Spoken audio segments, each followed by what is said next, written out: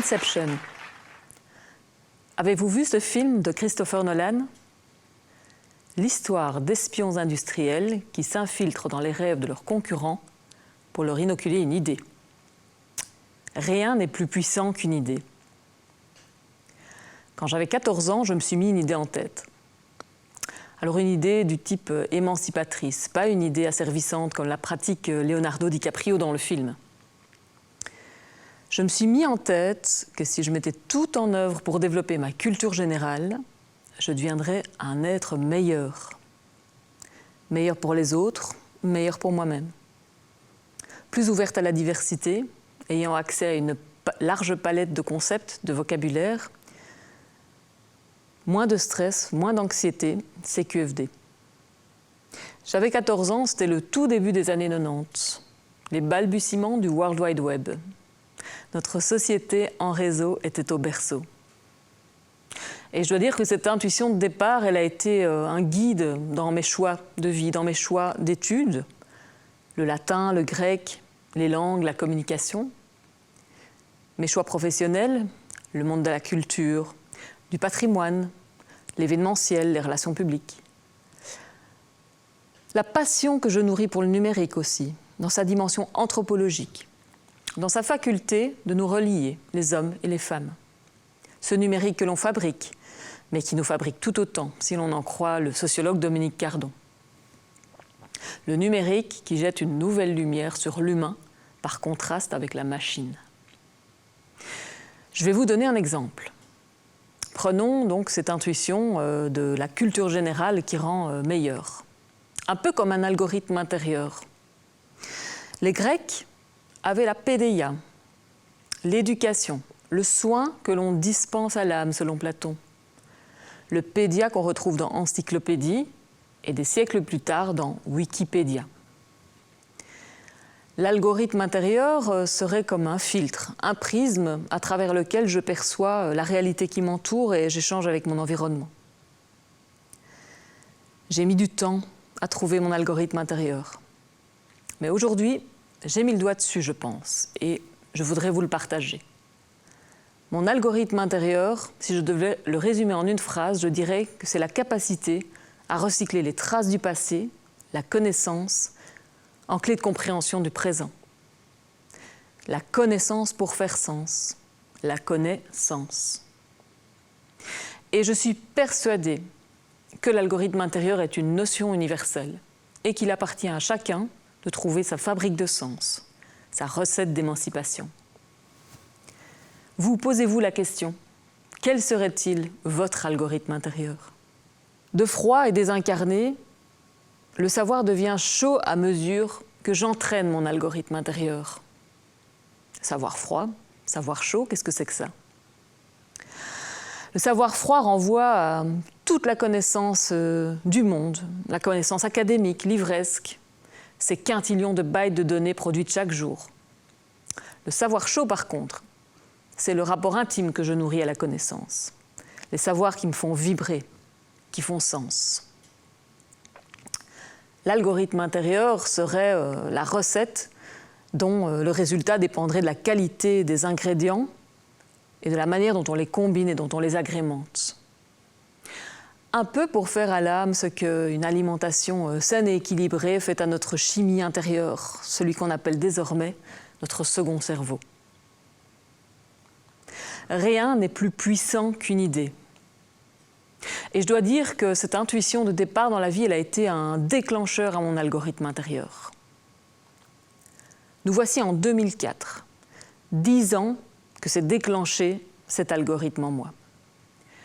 Je suis chargée de communication du Mundaneum, ce temple du savoir, cette machine de connaissances pour faire la paix. Le New York Times l'a appelé le web oublié par le temps. Le journal Le Monde l'a appelé le Google de papier. Et le Mundaneum, c'est la résultante d'une idée un peu folle qu'ont eu deux hommes à la fin du XIXe siècle, Paul Hotelet et Henri Lafontaine, prix Nobel de la paix. Ces deux juristes bruxellois se sont mis en tête de rassembler en un seul endroit, de collecter, de combiner, d'indexer, d'organiser pour diffuser l'ensemble de la connaissance publiée depuis l'apparition de l'imprimerie. Et leur leitmotiv est assez simple. Connais-toi toi-même, connais ton voisin. Dès lors, il n'y aura plus de peur et plus de raison de se faire la guerre. Ils vont mettre en place un dispositif complexe pour organiser l'information à l'échelle planétaire. Ils vont développer un système de classement décimal universel. Bien avant les réseaux, bien avant l'informatique. Ils vont développer également un répertoire bibliographique universel. Ils vont penser une revisite de la bibliothèque en mondothèque, un dispositif permettant de se relier au savoir du monde. Ils vont même échafauder les plans d'une cité entièrement dédiée à la connaissance, une cité mondiale. Le projet va connaître 14-18, 40-45, et après la mort de ses fondateurs en 45, ce géant au pied d'argile va sombrer dans l'oubli.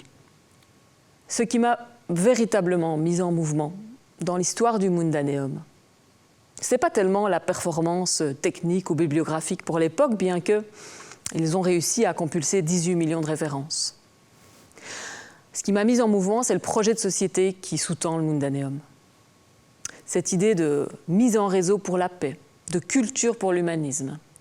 Et c'est en corrélant ces idées de mise en réseau et de paix que l'histoire des technologies de l'information et de la communication, les sciences de l'information sont devenues pour moi du savoir chaud. Recycler les traces du passé pour nous aider à la comprendre, notre société digitalisée.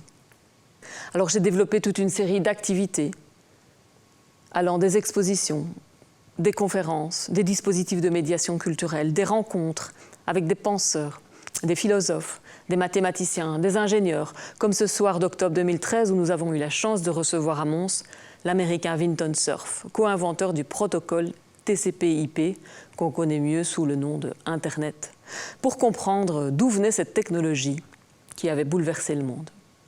Et au fil de ces rencontres, de ces lectures, de ces découvertes, de toutes ces opportunités, je me suis, in fine, constitué mon petit Mundaneum intérieur, mon Mundaneum à moi.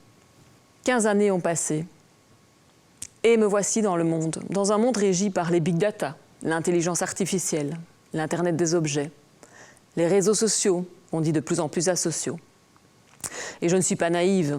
Bien évidemment, l'équation mise en réseau égale paix a été invalidée depuis longtemps. 52% du trafic Internet généré par des bots en 2016. Notre temps d'attention réduit à 9 secondes, 1 seconde à peine de plus que pour le poisson rouge. Mark Zuckerberg veut réparer son réseau Facebook. Et l'inventeur du web, Tim Berners-Lee, part en croisade pour un Internet éthique. Cyberguerre, cyberharcèlement, fake news, cancel culture. Et en vis-à-vis, de moins en moins de candidats aux études scientifiques. Le goût du vrai, disait Nietzsche, et c'était il y a 150 ans déjà, le goût du vrai disparaîtra à mesure qu'il procurera moins de plaisir. Et là, je me demande, qu'est-ce qui s'est passé? Étions-nous vraiment prêts à shifter d'un modèle pyramidal à un modèle horizontal, celui appelé par le réseau?